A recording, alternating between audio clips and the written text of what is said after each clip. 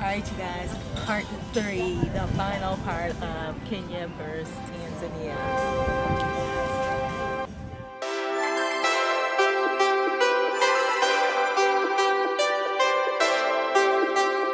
Alright, you guys, so this is, I think, the last thing. Well, two of my last things is cost. Let's talk about the variation of cost, you guys. So I'm going to tell you guys about money here in Kenya. Let me see. I'm going to get some money out so y'all can see. Now, one thing I love in these other countries is their money always looks so neat and nice. It's like, okay, so all I have is 100 from Kenya. I done spent all my money. So this is the 100 Kenya shilling.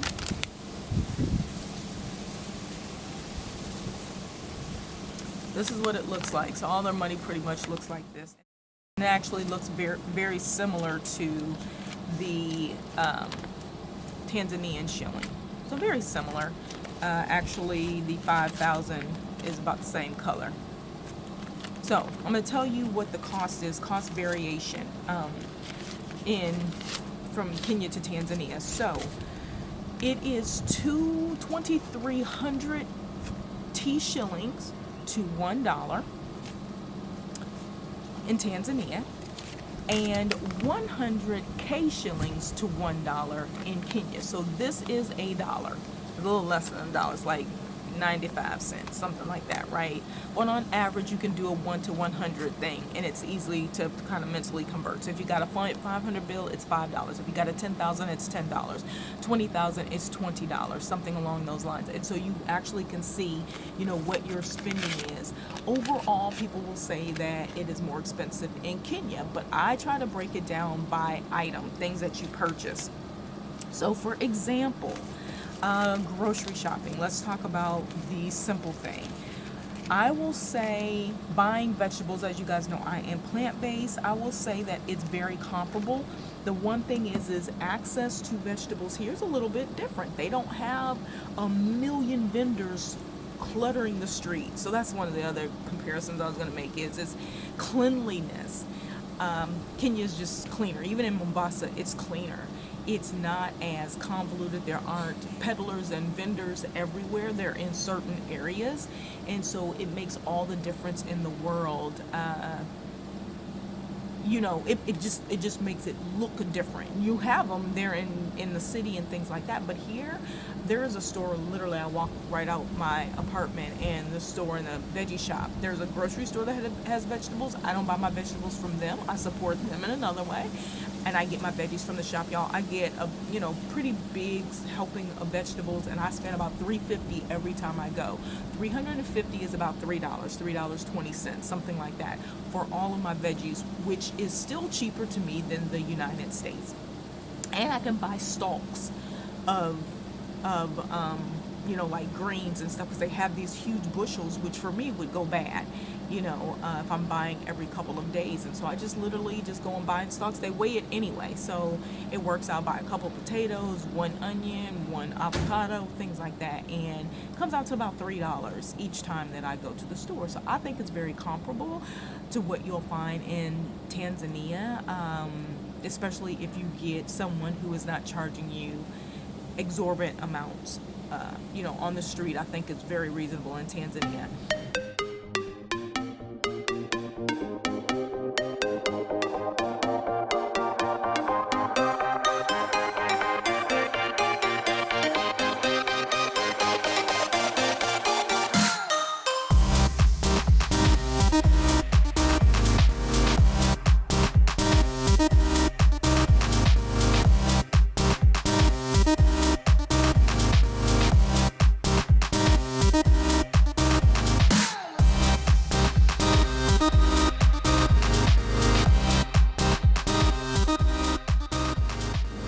So the other thing, though, going to the grocery store, so I start comparing things that you're used to having back in the States, like tortillas, for example. And y'all, I've talked about tortillas, and it's just one of those staples that's very easy to compare. In Tanzania, you get like tortinos or Jose, whatever, the yellow package of tortillas. I know those aren't the best ones, but that's an example, right? or flatbread or something like that.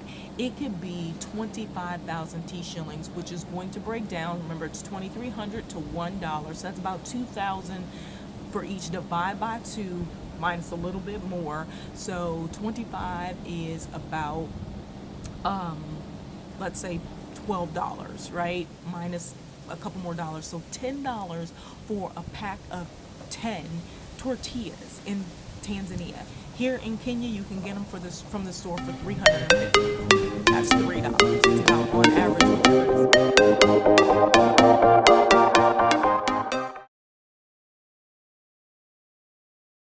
So while I find that, like, in some instances the cost of living might be a little bit higher, which it really isn't, because I found places that are just as expensive in Tanzania, if not more expensive in Tanzania in terms of cost of living, apartments and things like that.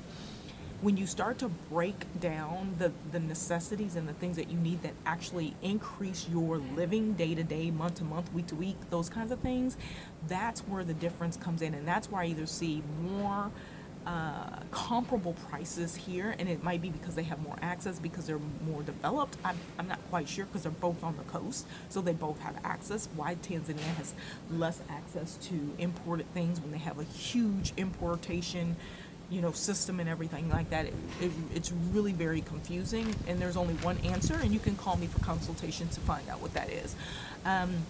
Hair supplies for black women. In Tanzania, the stuff is super expensive. So let's say I use carrot oil or Fantasia brand or Dark and Lovely. I'm just naming some things that I can think of, and so I need something a little bit more than just coconut oil. I need some cream-based things because I'm not making my own, or whatever the case may be.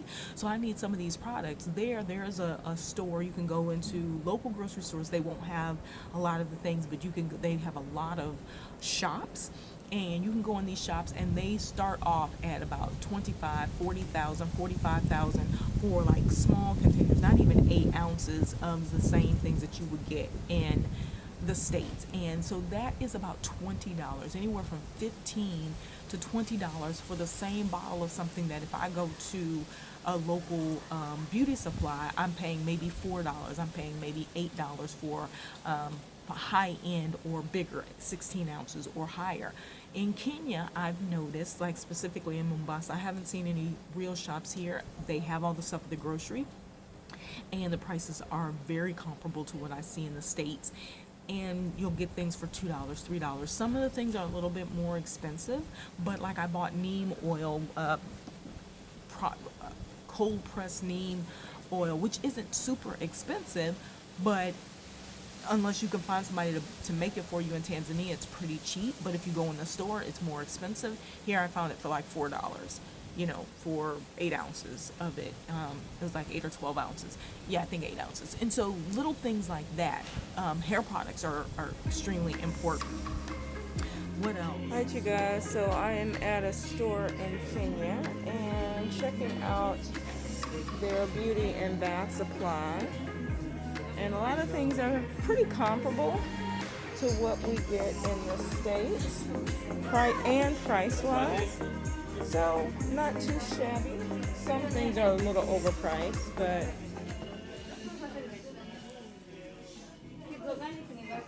there you have it. Restaurants and things like that are a little cheaper here, and I'm not talking about street eating. And the reason I don't talk about street eating so much is because everybody talks about eat off the street, eat like locals, and most people don't have the systems for it yet. You like literally have to work your way into eating on the street. Your body may not just accept that right away, and so you have to go and buy things and those kinds of things that you need to just be aware of. And for me, I pretty much cook everything myself anyway, but there are things that I would really like. The one thing I will say I haven't found here yet is oyster mushrooms. But that's not to say that they don't have them. So I just haven't found oyster mushrooms. I prefer oyster mushrooms or brown mushrooms. And so I will say some of those variations that I would like to have, I don't have access to here. So, what I'm interested in is can I Airbnb, can I Amazon.com and ship things here and get them easier than if I'm in Tanzania. So it's little things that as you're kind of comparing places that you really, this is what I tell all of my clients, is first list your why are you going, why are you planning on going, and number two, what are the things that you have to have, or that you at least think that you have to have. And most of the time we don't even think about what we have to have until we don't have it. And so one task is to literally go through your day. What do you do and what do you use on a daily basis? I mean, all the way to your soap that you use, the toothpaste that you use. Are you going to freak out because they don't have fluoride free? And they do. They have tons of different options in both locations for inexpensive prices, $2 to $3 for a full tube of toothpaste. But they don't have the bamboo toothbrushes. Maybe that's something that you have to have because you are so eco-friendly, you don't want to put plastic in your mouth. Whatever the case may be. So those types of things, so how much stuff do you need to bring from the States? How much, where can you make adjustments? And that's where the big differences are going to be. So it's really like, when you don't know those things, it's hard. It's very easy for someone to say, well, it's cheaper over here. Well, what are you basing that on? You're just going to generally tell everybody that one place is cheaper or one place is better than another place, and you really don't have a guideline or something for that person to go off of. And that's why talking to even YouTubers or people who have had an experience and doing some consultations specific to your experience and what it is you're looking for, I find is critically important. Because if you just blindly take what someone says without truly knowing who they are or their lifestyle, you might find yourself kind of going, well, yeah, but they lied. They said, didn't necessarily lie, they generalize, and you can't take anything as face value and generalize it. One of the other things, transportation. Mainly here, they don't have Uber or Bolt. They actually rejected it. They were using it, and I think a month or two ago, they basically all of them got together and drivers and said, nope, we aren't using your app anymore, because they felt like the pricing was unfair. And that kind of sucks, because you like to have the Uber, so you can just call a bajaji. They call them tuk-tuks here, so you can simply call somebody and have a car at your disposal, especially when you don't know your way around. But for the most part, you can just simply walk out on the street, and there's a ton of bajajis, and that kind of thing. It's harder to find cars. You actually need to build a relationship with people that you rent from, hosts and things like that, to get drivers and get those reliable people, which I do actually have some here. I have a couple that I can use here in Kenya, so that has been fantastic. I feel like it's actually been a little bit easier to, I shouldn't say that, because I got some great friends in Tanzania. Some people say that Kenya is a little bit harder to make good friends and stuff with, or acquaintances, and meet people, and I have found that is not the case. Everybody has been super friendly on the East Coast. I'll let you know how it is in Nairobi, but I'm assuming that it'll be the same, or the expectation of what it's like when you're in a bigger city. So things are a little bit more hustle and bustle, so you have an expectation around the hustle and bustle, right? So transportation about the same, cost is about the same. And one thing I will tell you, this might be my last thing, is that you're gonna have to contend with, either way it goes, is they still will treat you price-wise like a foreigner. I hear people say, you gotta practice your Swahili, and I'm like, what difference that I basically told a tuk-tuk driver, just because I don't speak a language fluently does not give you the right, it gives them the right, they can do whatever they want. I can walk if I don't like it, right? To just try to charge me to make up for your loss. And that's something that I just think people have to understand. They do it everywhere, right? But I'm telling you, this is the most I've experienced it in Africa. Has been the most I've ever experienced.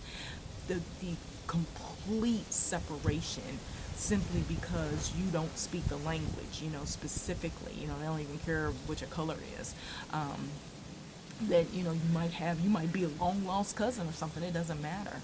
And so that is unnerving and annoying all in itself, because when you get here, one of the things I will do a call out to locals who have properties, who give advice, is stop telling people how much a tuk-tuk is going to cost, how much your transportation is going to be. I mean, they tell you on average what it should be, but understand that we're not getting charged the same price. So everybody here is like, oh, it's only 50K shillings, which is 50 cents.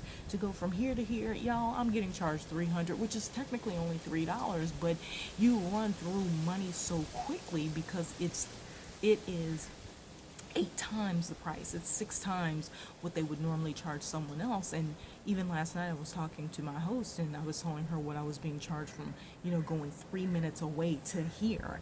And she was just like, oh my God. And that's after I negotiated to get the price down. And so I would say they're comparable in that respect in terms of, treating you differently because you are foreign to them. So just be mindful of that. Those are things that you're going to have to contend with.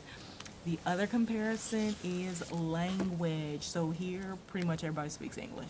So that language barrier that you have in Tanzania, you won't have here. It is mostly everyone speaks English because it is taught in school.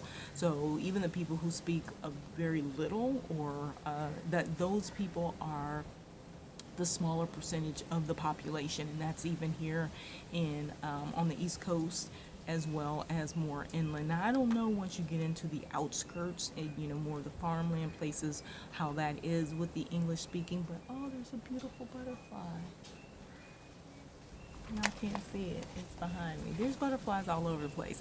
But that is one of the kind of go-tos and things that may sway your decision whether or not you would actually, whether or not you think one location is more in tune with what it is that you're looking for. And then I just feel like maybe the dating scene, y'all, this is for the people who want to date. Dating scene for women is a little bit better here.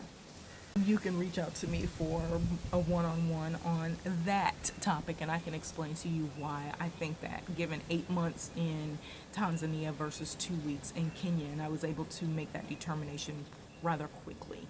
So those are some of my Kenya versus Tanzania that I have come up with. There's probably a few more that I may have missed, but that's kind of my synopsis up to this point. And so, gather all the information you can. Like I say, you guys, understand your why. Write down what it is you're doing and why. If it's just totally emotional, I'm so sick of this, come up with another reason, because if you don't have another reason as to why you might be wanting to exit a place, you might end up being back in that place, or kind of, just not being satisfied, which is okay as long as you are planning to continuously move until you find your place, which is what I'm doing. Not only gathering this information for you guys, but also looking for where my base will be, whether that's Tanzania, whether it's Kenya, whether it's another African country, whether it is somewhere outside of the continent of Africa. I have not decided yet.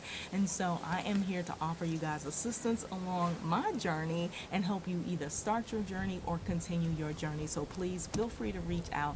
You guys, I'm gonna get out of here. Y'all know the drill. Hopefully you've enjoyed some of the extra activity that has been in the background here. And like I said, if you guys have any questions, feel free to message me and or check the description for ways to get on my calendar and chat. And I'm going to talk to you guys later and soon. So you guys know the drill. Toodles and noodles. Peace and hair grease.